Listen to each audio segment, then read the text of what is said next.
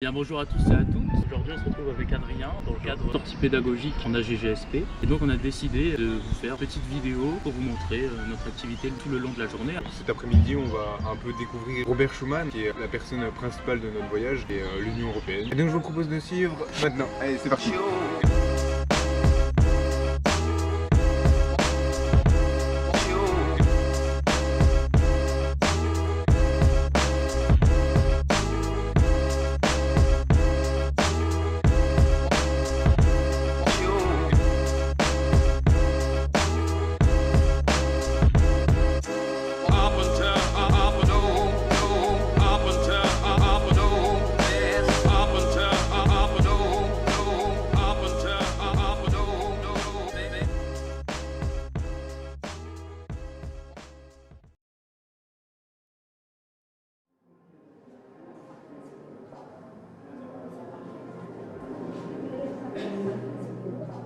L'Europe n'a pas été faite, nous avons eu la guerre.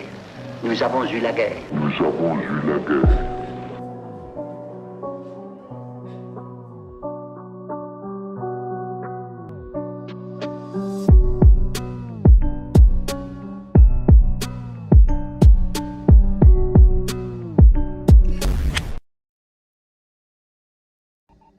Robert Schuman est né au Luxembourg le 29 juin 1886 d'un père lorrain et d'une mère luxembourgeoise. Il passe son baccalauréat au lycée Faber à Metz en 1904, qui est une ville allemande à cette époque. Il fait des études de droit en Allemagne. Il possède une diversité culturelle car il est luxembourgeois de résidence, français d'origine et allemand de nationalité. Et en novembre 1918, l'Alsace-Lorraine redevient française et Robert Schuman entre au Parlement comme député. Il y sera réélu en 1924, 28, 32, 40 et 46 et enfin 62, Robert Schuman a eu de nombreuses responsabilités gouvernementales. En effet, il fut ministre des Finances, président du Conseil, ministre des Affaires étrangères et enfin ministre de la Justice.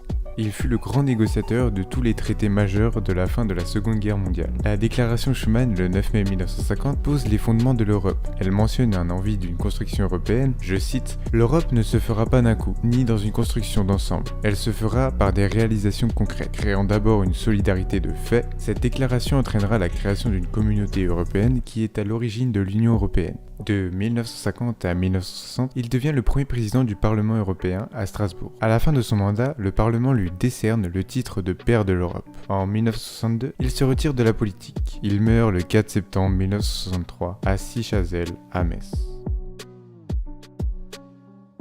La sortie débute par une conférence sur la déclaration du 9 mai 1950. Et c'est Richard Stock, directeur général du Centre européen Robert Schuman, qui la présentera. M. Stock relate tout d'abord les prémices de la déclaration. Les Européens sont les spécialistes de la guerre. Les 75 ans qui ont précédé la déclaration furent une succession de conflits, à l'image de la guerre franco-prussienne, de la Première Guerre mondiale et de la Seconde Guerre mondiale.